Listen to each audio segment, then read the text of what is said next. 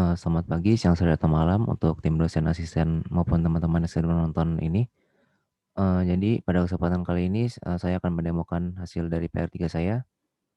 Jadi pertama-tama yang saya lakukan di sini adalah, melakukan sampling data untuk melihat apakah datanya seperti apa, kemudian describe, kemudian, kita melihat infonya ternyata di sini ada hanya 2 kolom yang bertipe integer, yang satu adalah ID, jadi mungkin kita bisa buang nanti, dan ini rating untuk targetnya, label target.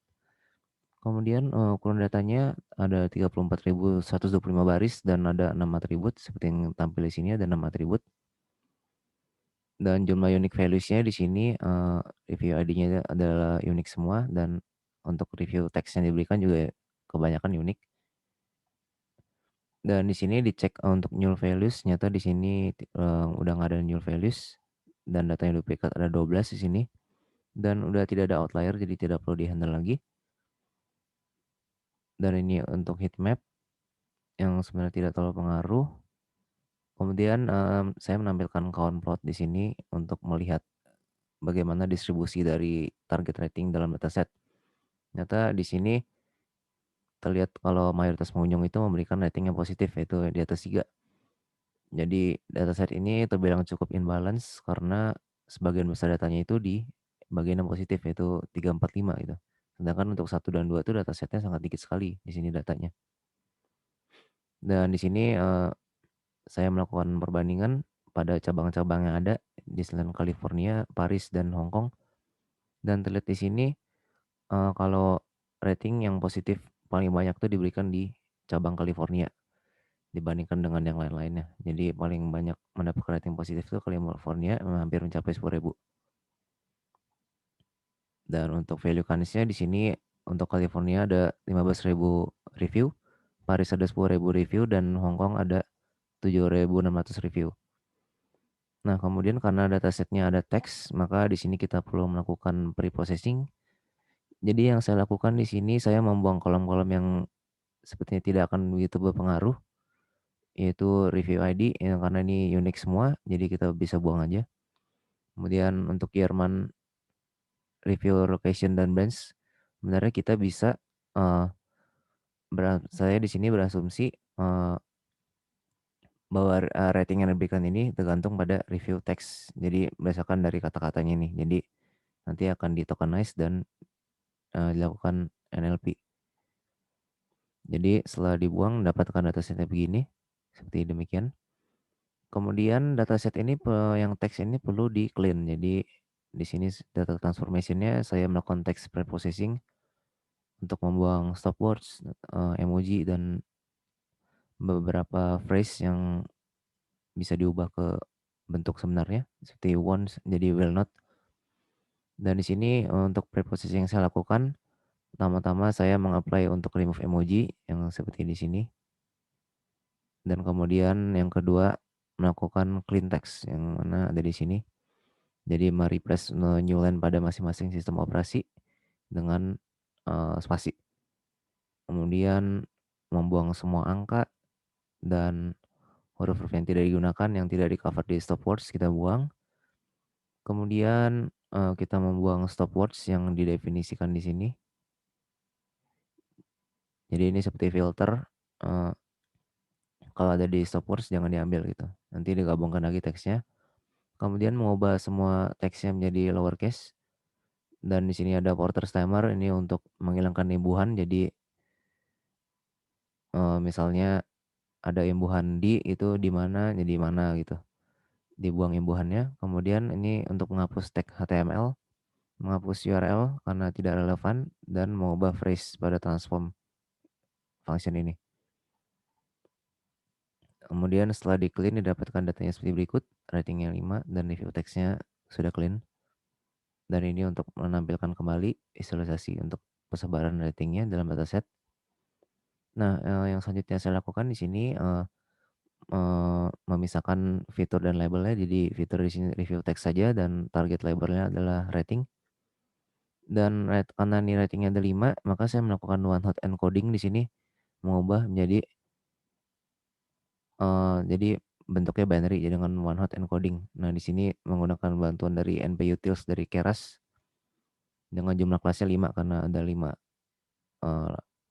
kategori kelas. Jadi bentuknya seperti demikian. Jadi kalau 1 di sini berarti ini binary untuk 5, menandakan ini adalah ratingnya 5 gitu, karena di indeks terakhir. Kemudian, di sini saya mencoba untuk memvisualisasikan kira-kira tuh dalam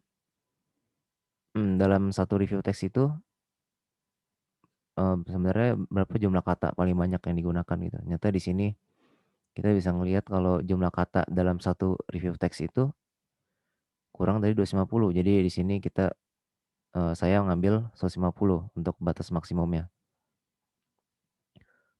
Jadi tokenisasi di sini melakukan tokenisasi. Jadi yang dilakukan di sini adalah misalkan di dalam review teksnya itu adalah saya senang belajar ngoding. Nah, jadi tokenization di sini mengubah dengan memberikan, semacam ID kepada, word-word yang ada di dalam review teks itu. Jadi tadi kan review teksnya saya senang belajar ngoding.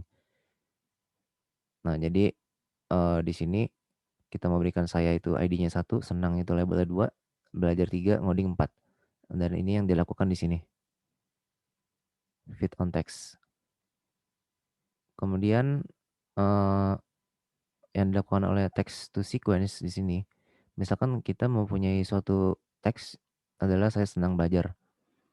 Karena tadi saya itu indeksnya 1, senang itu 2, dan belajar 3, maka kita mentransform ini saya menjadi 1, lalu senang menjadi 2, dan belajar menjadi 3 di sini.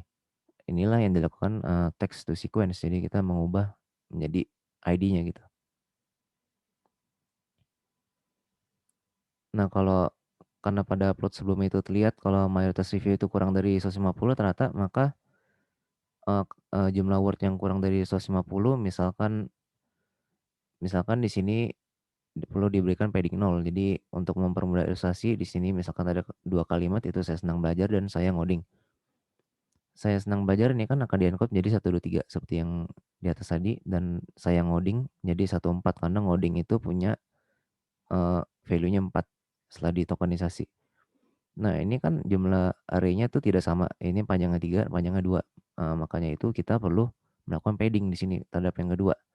Jadi ini 140 gitu, agar panjangnya menjadi sama.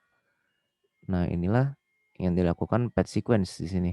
Jadi kita melakukan padding yang paling banyak panjang array-nya ini adalah 150.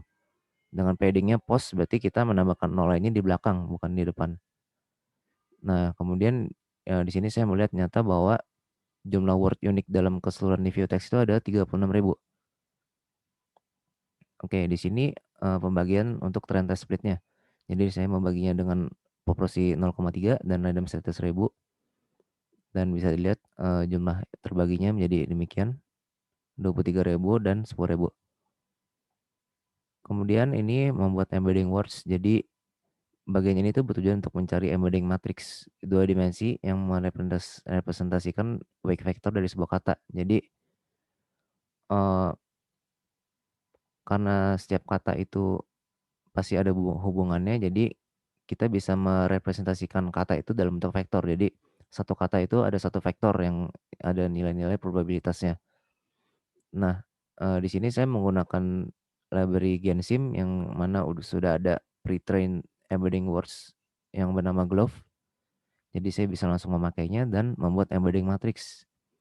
Jadi saya mencari apakah kata misalkan saya itu ada di dalam sini dan mengambil sebenarnya saya itu vektornya berapa. Misalkan di dalam Glove vektor itu ada, saya yang punya vektor itu isinya 0,7, 0,8, 0,2, dan sebagainya. Ini panjangnya 100 karena saya menggunakan 100, dimensinya. Jadi, yang dilakukan di sini itu adalah nge-lookup ke dalam, Glove vektor. Jadi kalau misalkan lagi nge-loop ketemu word saya.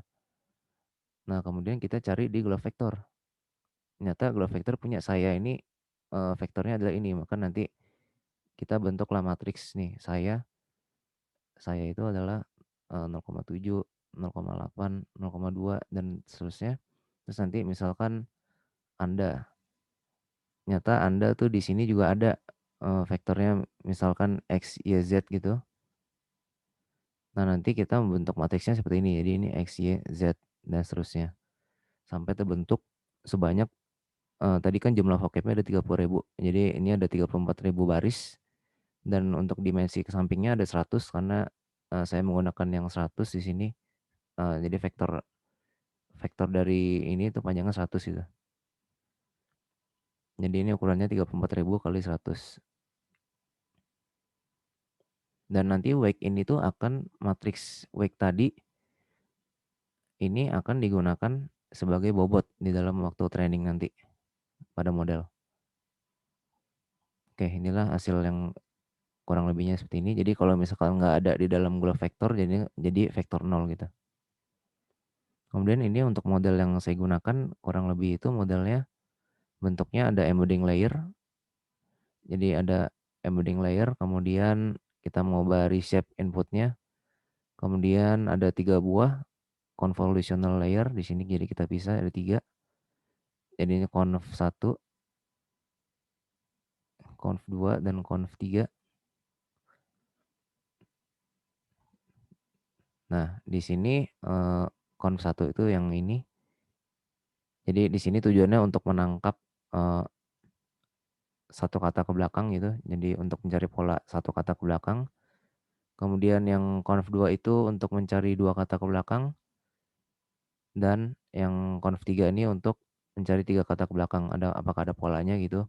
Nah, model ini tuh nanti, setelah ini tuh nanti bakal digabungin dalam fully connected layer. Jadi setelah ini tuh concat lanjut di sini, jadi dalam fully connected layer tuh ada di-flatten dulu supaya jadi satu dimensi, kemudian batch normalization, dan kemudian, dense layer sejumlah dengan one hot encoding tadi. Jadi ada 5 kelas kan, jadi dense 5 di sini, yang mana tuh ada di bagian sini, fully connected layers, dan kemudian modelnya di-build. Nah, model ini tuh, terinspirasi dari,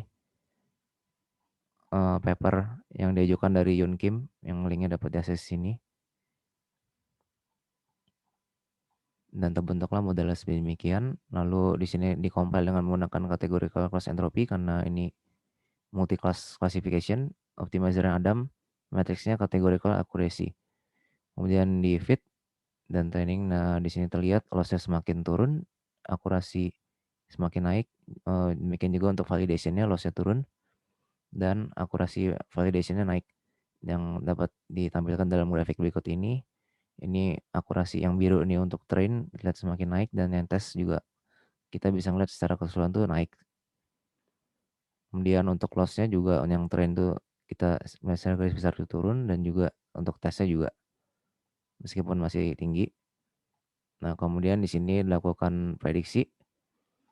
Karena hasil prediksinya itu masih berupa probabilitas, nah jadi yang saya lakukan di sini adalah melakukan convert ke dalam binary.